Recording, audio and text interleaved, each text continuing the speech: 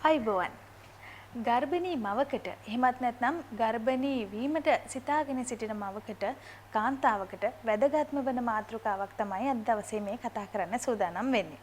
ගර්භණී අවධියේදී ගමන් බිමන් යෑම සුදුසුද?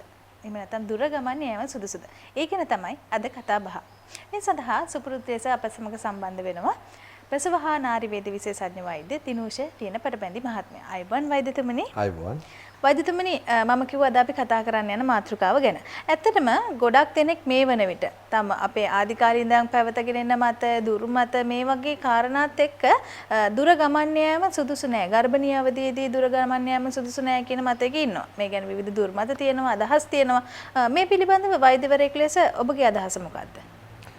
සාමාන්‍යයෙන් ගර්භණී කාන්තාවක්ගේ ඉතාමත් සීමිත පිරිසක් අර බහුතරයකට ගමන් බිමන් යාම එහෙම අපි රෙස්ට්‍රික්ට් කරනවත් එහෙම සීමා සහිත කිරීමක් සිදුවන්නේ නැහැ. නමුත් සමහර විට ගර්භණී භාවය නිසාම ඇති වෙන අපහසුතාව මගින් සමහර විට කාන්තාවන්ට ගමන් බිමන් යාම යම්කිසි විදියකට දුෂ්කර වීමක් සහ මැලිකමක් දක්වන්න පුළුවන්.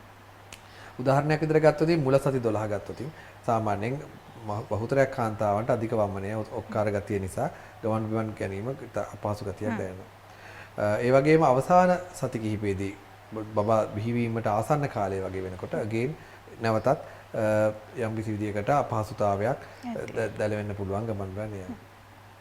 ඒ කියන්නේ සමස්තයක් වශයෙන් ගත්තොත් එහෙම දුර ගමන් හෝ සමහරලාට කාන්තාවකට තමන්ගේ රස්සාවට යෑම එහෙම නැත්නම් රැකියාව කිරීම යාමටත් තමයි කිලෝමීටර් 100ක් විතර වුණත් පොදු ප්‍රවාහන සේවා උපයෝගී කරන්න අවශ්‍ය වෙන්න පුළුවන්. ඉතින් මේ වගේ අවස්ථාවලදී වෛද්‍යවරයෙක් විසින් යම්කිසි විදියකට එපා කියීමක් හෝ ඒ ගැන විශේෂ උපදෙසක් නැත්නම් සාමාන්‍ය සුදුසු වෙන්නේ නැහැ. හොඳයි. එතකොට අපි දන්නවා වෛද්‍යතුමනි ගොඩක් කාන්තාවන් මේ වෙන විට ඇත්තටම වාහන පදවනවා. වාහන ඩ්‍රයිව් කිරීමේ නිරත වෙනවා. එතකොට මේ වගේ ගර්භණී මවක් මේ විදිහට වාහන පැදවීම එහෙම නැත්නම් ඩ්‍රයිව් කිරීම සුදුසුද? ඒ විතරක් නෙමෙයි අපි දන්නවා ගොඩක් දෙනෙක් මෝටර් සයිකල් වල තමයි ගමන් බිමන් යන්නේ. මේ තත්ත්වයේ ගර්භණී මවකට සුදුසුද?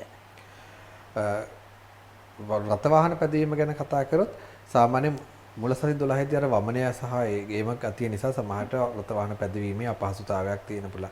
විශේෂයෙන්ම මෝටර් සයිකල් වැනි රෝද දෙකේ රථයක් වගේ පැදවීමේදී මේ වමනයත් එක්ක එම ගමන් කිරීම යම් කිසි දෙයකට අවදානම්කාරී තත්ත්වයක් වෙන්නත් පුළුවන්.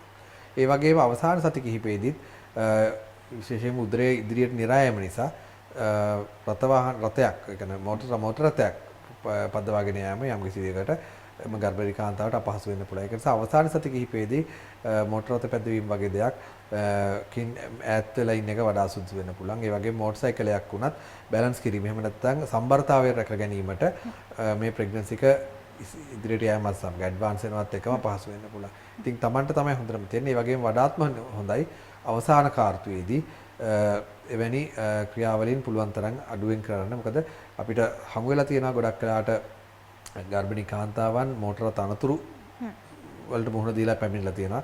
විශේෂයෙන් මෝටර් සයිකල් පදවන කාන්තාවන් ලිස්සා වැටීමකින් හෝ යම්කිසි සුළු අසම්බරතාවය වෙනස් වීමක් වුණත් ගොඩක් වෙලාවට වුන් මෝටර තනතුරු වලට ලක් වෙලා පැමිණලා තියෙනවා. තවත් වැදගත් දෙයක් තමයි මෝටර රථ පදවන කාන්තාවක් හෝ නැත්නම් පැසෙන්ජර් කෙනෙක් විදිහට ගියත් ආරක්ෂිත ආසන පටි අපි සීට් බෙල්ට්ස් කියලා කියනවා. ඒතර මෙය සාමාන්‍යයෙන් උපදෙස් දෙන්නේ ප්‍රෙග්නන්සි එකදී විශේෂයෙන්ම ඔබගේ උදරය නිරා යාමකට ලක් වෙන නිසා උදරය හරහායි සීට් බෙල්ට් එක යාම නුසුසුයි. මේ උපසරහනේ පෙන්න ආකාරයට හැමතිස්සෙම සීට් බෙල්ට් එකේ පහළ බෙල්ට් එක උදරයට යටින් තයිස් වලට උඩින් කියන්නේ නිරා උදරයට පහලින් යන විදිහට ආකාරයට තමයි පැලඳීම සුදුසු වන්නේ. මගින් කිසිම වෙටකත් උදරයට අධික පීඩනයක් යෙද වෙන්නේ නැහැ යම්කිසි විදියක සීට් බෙල්ට් එක තදවීමක් වීමේදී. වෛද්‍යතුමනි දැන් මෝටර් සයිකල් ගමන ගැන කතා කරපු නිසාම මට අහන්න හිතුණා ඔබතුමා කිව්වා අපිට පදවාගෙන යන එක ඒ කියන්නේ සමහර විට අවදානම් තත්ත්වයක් අනතුරකට ලක් වෙන්න පුළුවන් බැලන්ස් නැති එක නැත්තම් සමබරතාවයේ ගිලිහීමෙන් අනතුරක් වෙන්න පුළුවන් කියන කාරණාව. ඇති වෙන අපහසුතාවත් එක්ක. ඒ වගේම මට දැනගන්න හිතුණා වෛද්‍යතුමනි මේ මෝටර් සයිකල් එක වාඩි වෙලා යන එක සමහරවිට පිටිපස්සේ ඉඳගෙන යන්න පුළුවන් මෙවැනි තත්ත්වයක් ගර්භණී මවකට සුදුසුද? ඒ වගේ දෙයකින් කලලයට කුසතුල වැඩෙන දරුවට හානියක් සිද්ධ වෙන්න පුළුවන්ද? සාමාන්‍යයෙන් සමහර කාන්තාවන් අහන ප්‍රශ්නයක් තියෙනවා වගේලුත් මුල මාස කිහිපෙදිත් මේ මෝටර් සයිකලයකින් රැකියාවට යෑමෙන් ගබ්සා වීමක් වගේ වෙන්න පුළුවන්ද කියලා. ඉතින් එහෙම වීමට හැකියාවක් නැහැ. වෙනත් කිසිම ගබ්සා වීමකට හෝ වෙනත් රිස්කයක් එහෙම නැත්නම් විශේෂ මේ අධිවවදානම් තත්ත්වය නැමැති සාමාන්‍ය කාන්තාවකට නම් අපි සාමාන්‍යයෙන් ගමන් කරන ප්‍රවාහන මාධ්‍ය මගින් ඔවුන්ට යම්කිසි බබාට යම්කිසි බලපෑමක් ඇති වෙන්නේ නැහැ. නමුත් අර මං කලින් කිව්වා වගේ යම්කිසි දෙයකට මාර්ග අනතුරු හැමතිස්සෙම මෝටර් සයිකල් වගේ ඒවා මාර්ග අනතුරු වලට ලක්වීම අපි බහුලව දකිනවා. මොකද සම්බර්තාවේ ගිලිහී යෑමේ හැකියාව වැඩි. ඉතින් එවැනි අවස්ථාවකදී මාර්ග අනතුරක් වුණොත් ගර්භණී කාන්තාවක් වුණාම එමගින් ඇයටත් ඇගේ දරුවාටත් යම්කිසි බලපෑමක් වෙන්න පුළුවන් මාර්ග අනතුර නිසා. විශේෂයෙන්ම අවසාන කාර්තුවලදී සමහරලාට ඔවුන්ගේ මාර්ග අනතුරේදී ඔවුන්ගේ උදරය යම්කිසි විදිහකට වැදීමක් ලක් වුණොත් යම්කිසි දෙයකට එමගින් යම්කිසි බලපෑමක් ඇති වෙන්න පුළුවන්. අනිවාර්යෙන්. එතකොට වෛද්‍යතුමනි දැන් මේ වෙනකොට වර්තමාන ජීවන රටාවත් එක ගොඩක් කාන්තාවන්ට බහුතරයක් කාන්තාවන්ට විදේශගත වෙන්න සිද්ධ වෙනවා. එතකොට මේ වගේ ගර්භණී මවක් විදේශගත වීම සුදුසුද? එහෙම නැත්නම් ගුවන් ගමන් ගර්භණී මවකට සුදුසුද? සාමාන්‍යයෙන් සති 14ත් 28ත් අතර කාලය තමයි ඊටාත්ම යෝග්‍යම කාලය ගුවන් ගමන් යාම සඳහා. මොකද ඒ කාලේදී ඔවුන්ට ගර්භණී බව නිසා ඇතිවන අපහසුතාව යම් කිසි අඩුම වශයෙන් දැනන කාලය. ඒ වගේම යම් ගුවන් සේවා මගින් සති 28ට වඩා වැඩි සති ගණනක සහිත ගර්භණී කාන්තාවක් ගුවන් ගමන් යෑමේදී වෛද්‍යවරයෙකුගේ නිර්දේශය සමහර වෙලාවට ඉල්ලන වෙලාවල් තියෙනවා. මොකද විශේෂයෙන්ම අවසාන සති කිහිපයේදී ඔවුන් ධර්ම සූතියක් වැරදිලා හරි සිදු වුණොත් එවැනි තත්ත්වයක් අවම කර ගැනීම සඳහා. ඒ වගේම දුර ඒ කියන්නේ පැය 4කටත් වඩා වැඩි කාලයක් ගත වෙන ගුවන් ගමන් වලදී අපි සාමාන්‍යයෙන් රෙකමන්ඩ් කරනවා මොකද අර අපි කියනවා DVT කියලා deep vein thrombosis කියලා කකුලේ යම් කිසි විදිහට නහරවල ලේ කැටි ගැසීමක් ඇති වෙන තත්ත්වය. එවැනි තත්ත්වයකට අවදානමක් තියෙන නිසා සාමාන්‍යයෙන් අපි රෙකමන්ඩ් කරනවා පුළුවන් තරම් නැගිටලා ඇවිදින්න පුළුවන් නම් ඇවිදින්න. ඒ වගේම කකුල් වල චලනයන් අපි උපදෙස් දෙනවා පුළුවන් තරම් එවැනි චලනයන් කරමින් එවැනි ඒ DVT ඇති වෙන්න පුළුවන් රිස්ක් එක පොඩ්ඩක් අඩු කරගන්න කියලා. ඔබතුමා දැන් වාර කිහිපයකදී සඳහන් කරා අවදානම් තත්වයක් තියෙන කාන්තාවන් ගර්භණී මව්වරුන්. එහෙම නැත්නම් යම්කිසි සංකුලතාවයන් තියෙන ගර්භණී මව්වරුන් පිළිබඳව. ඇත්තටම මෙවැනි දේවල් නුසුදුසු වෙන්නේ මෙවැනි දුර ගමන් නුසුදුසු වෙන්නේ අවදානම් වෙන්නේ මොන වගේ ගර්භණී කාන්තාවන්ටද? ඒක ඇත්තටම බලන්න ඕනේ ඒ කාන්තාවගේ ගර්භණීතාවයත් ඒ ඇතිවෙන සංකුලතාවයත් සමග.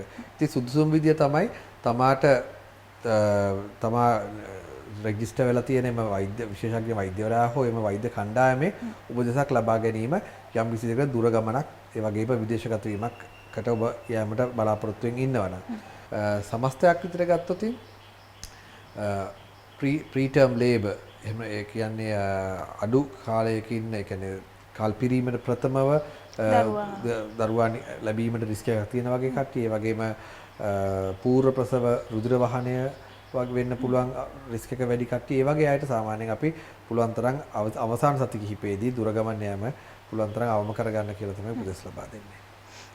වෛද්‍යවරයෙකු විදිහට මෙවැනි දුර ගමනක් යෙදුනොත් ඒ කියන්නේ යන්නට නියමිතව තිබෙනවා නම් ගර්භණී මවකට වෛද්‍යවරයෙකු ලෙස ඔබට ඇයට ලබා දිය හැකි උපදෙස් මොනවද? ඔව්.